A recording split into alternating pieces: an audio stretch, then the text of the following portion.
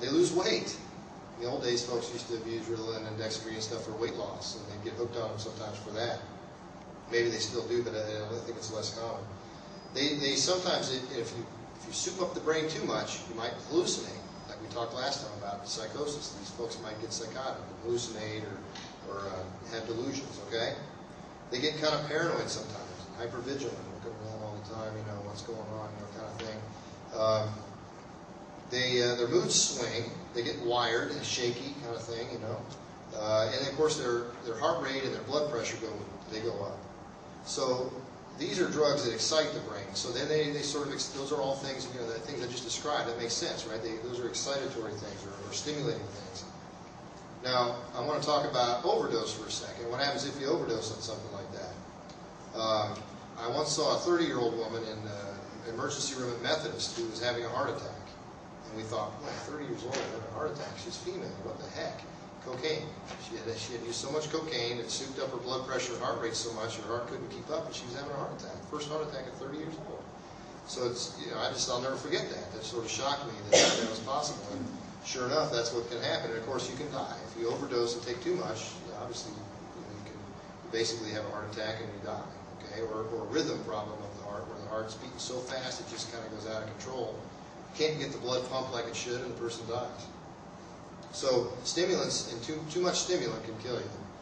Now withdrawal, on the other hand, it's usually not deadly, but I want you to think about, we just talked about what happens when you use a drug and what effect does it have on you. The withdrawal is always the opposite of that. That's pretty easy to remember. So if cocaine stimulates the brain, what do you suppose taking the cocaine away does? If you've been using cocaine for a long time and then you just sort of stop it, everything slows down, right? So these folks get depressed. Instead of euphoric, they're depressed. And they need lots of sleep. And they eat a lot. And they don't have any energy. Okay?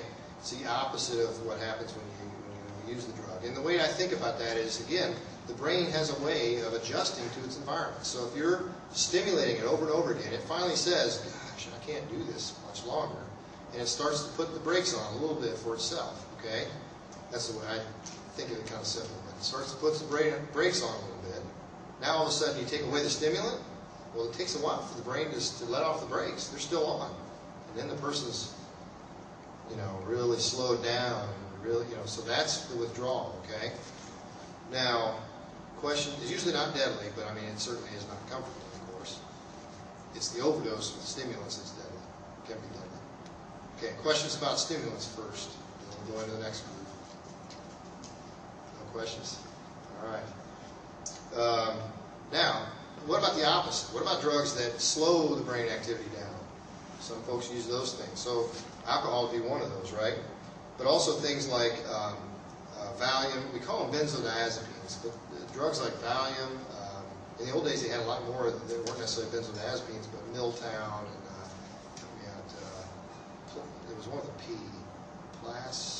Placidil, I think. And of course, they took that off the market. Milltown, I think, is off the market nowadays. I remember just a few years back, I had somebody that was an older person that had been on Placidil for years. And all of a sudden, I got this thing across my desk, hey, we're no longer making this. I thought, oh, no, how am I going to get this? She's 80 years old. How am I getting her off Placidil? Anyways, these drugs are, we were able to do it. It wasn't as hard as I thought, but, it always scares you a little bit. They take a drug off the market, you got somebody on it. I didn't have it. She'd been on it for years. Anyway, so these drugs all slow the brain activity. So what would that be? We just talked about that. So that it's like depression, but it also could be, like a calming effect. They don't have as much anxiety. Sedation, meaning sleepiness and all that. Their judgment isn't as good, so they may do things without really, without putting a lot of thought into it. Motor coordination is not very good. Speech is slurred. And so this is why you shouldn't drive when you're using these drugs, right? And really, incidentally, you shouldn't drive on stimulants either. Why? Because with stimulants, you're impulsive. You're jerking in and out of traffic, you're driving 90 miles an hour, let's go, come on, get out of my way, that kind of stuff. That's a stimulant. Well, the depressing drugs, kind of the opposite. It's like, I don't care if I get there today or tomorrow. It's just very slow, and of course the little child runs out in front of you. You can't get your foot off the accelerator onto that brake in time, and you hit somebody. This is why folks, when they drive drunk, unfortunately, people die, okay? Incidentally, any sedating medicine that you're on puts you at risk for that kind of stuff. So even if you're taking antihistamines or something that can make you sleepy, unless you really know how that's affecting you and you're pretty intolerant to it, you shouldn't be getting behind the wheel of a car. You hear about this all the time. Somebody usually it's some important person, so to speak, who ends up having an accident, and it turns out they're on opiates, or they're on some painkiller or something that slows the brain activity down, and they took it right before they went out and drove, and of course they had an accident. Hopefully, maybe somebody died or whatever.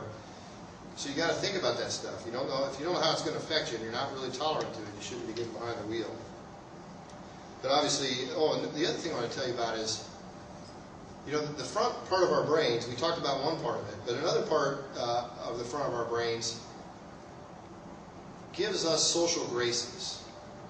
So it tells me, for instance, that there are certain things that I'm okay saying up here, certain things I shouldn't say up here, okay? So what happens when somebody starts drinking and gets drunk? Well, it slows or calms that part of the brain down. What do these folks do?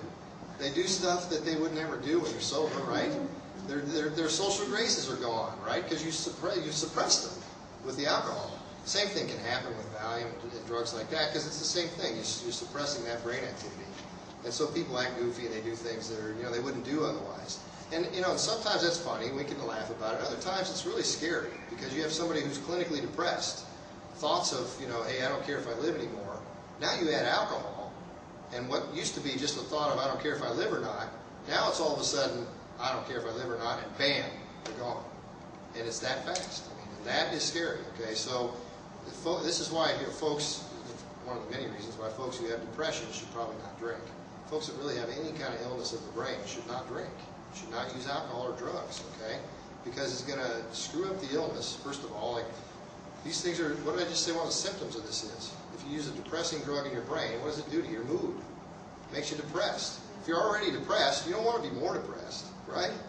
So, and I'm not saying to go use cocaine, okay, because that's not the answer either, right? It's a temporary thing, and you're going to get hooked on cocaine. So, when you're depressed, you seek treatment for the depression. You don't use alcohol, you don't use drugs of any kind to try to alter it, or, and I think, the common thing is alcohol, because it's so accepted in our society.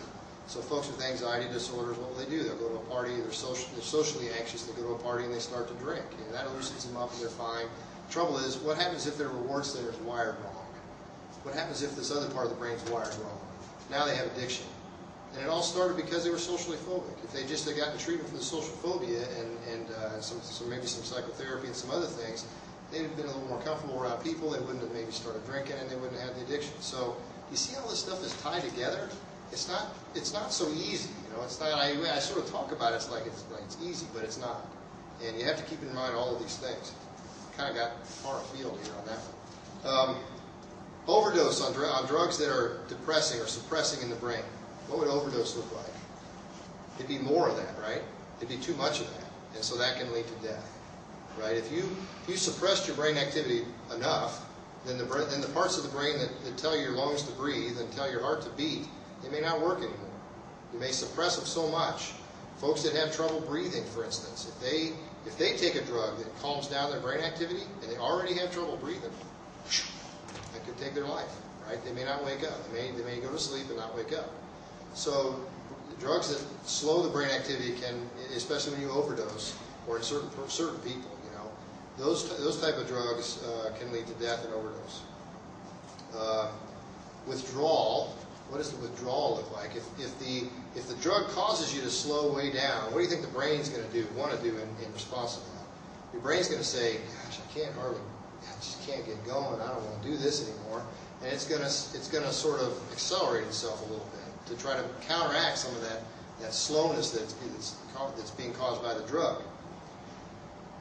Well, that's all fine and dandy as long as you're using the drug, right? And then when you stop the drug, after you've been on the drug, usually it's, the people that are highest risk are folks that have been on the drug for a long time at a fairly high dose, and then they stop all of a sudden. Well, you guys know, what happens with somebody who's drinking, and stops?